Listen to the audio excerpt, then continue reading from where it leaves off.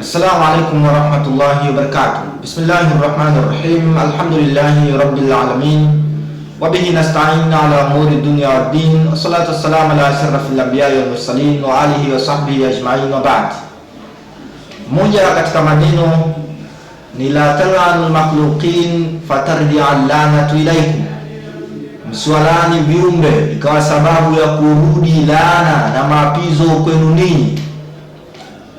Mtu anaweza akatolea ushahidi, mboni Nuhu alipatapo kuombea dua mbaya watu wake, na kisa kimerekodiwa katika Qur'an aliposema waqala Nuhu rabbi la tadhar ala al-ardi min al-kafirina dayyan, ewe Mola wangu usimwache mkazi yoyote katika ardhi miongoni mwa makafiri, innaka intadharhum yudhillu ibadak, ikiwa utawacha watapoteza waja wako, wala yaidu illa fajiran kafara. Akaendelea huko mbele. Ni kweli, lakini Nuhu aliomba hii dua baada ya kupokea maelekezo kutoka kwa Mungu, pale Mungu aliposema wa uhiya ila nuhin annahu la yu'mina min qaumik illa man qad amana fala tatais bima kanu yafalun. Alifunuliwa Nuhu alayhi salatu wassalam kwamba hataamini miongoni mwa watu wako isipokuwa wale ukisha amini, basi usihuzunike kutokana na yale waliokuwa wakiyafanya. Mungu akaendelea wastai fulka bi'ayunina wa wahyina wala tukhatibni fil ladina dhalamu innahum mughraqun. Wewe Nuhu, tengeneza jahazi kwa maelekezo tutakayokupa. Wasnai fulka bi'ayunina wa wahyina wala tukhatibni fil ladina dhalamu, usije ukanizungumzisha kuhusiana na hao waliokisha dhulumu, innahum mughraqun, hao ni wenye kuangamizwa, wenye kuzamishwa, igraq. Kwa kuwa watu tayari wamekisha pangiwa adhabu ya kuangamizwa, hata Nuhu asipowaombea dua mbaya, kwa kuwa hukumu ishapita, basi ishapita. Ndio maana baada ya Nuhu kutengeneza hili jahazi na tufani likatokea, hata mwanae pia alizama, lakini hakuzama wala tufani halikutokea wala chochote kutokea kupitia hii dua ya Nuhu, naye Nuhu alikuwa akitii amri ya Mola wake.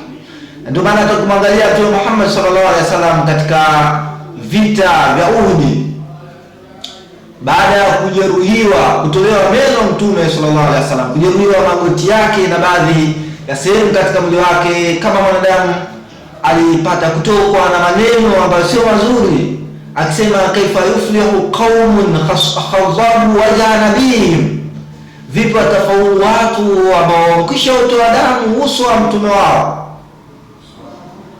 akiwa anaonyesha kwamba kana kwamba anaombea dua mbaya hawa watu ambao walikisha mjeruhi.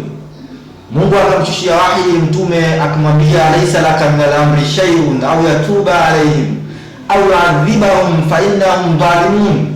Wewe Muhammad, wewe haikuhusu, laisa laka min al-amri shay'un, wewe sio katika mambo yako haya mambo ya waja, au yatuba alayhim, Mungu atawasamehe ikiwa watu wataslimu, au yu'adhibahum fa innahum zalimun, au Mungu atawadhibu ikiwa wataendelea na huu kafiri wao kwa sababu wamekisha dhulumu.